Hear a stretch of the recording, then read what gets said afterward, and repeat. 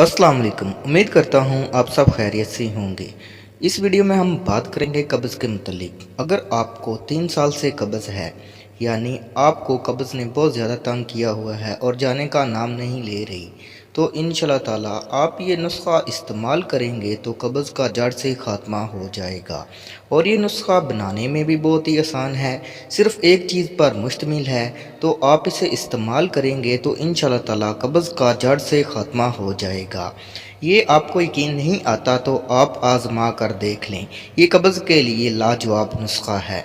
ये हमारा आज़मूदा नुस्खा है। आज़मूदा इसलिए कह रहा हूँ, एक आदमी था, उसको तकरीबन 3 साल से कब्ज़ थी, तो कब्ज़ जाने का नाम नहीं ले रही थी।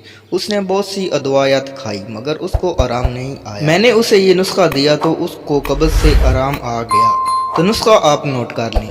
3 अदद खुश्क अंजीर लेकर रात को पानी के प्याले में आपने भिगो देना है।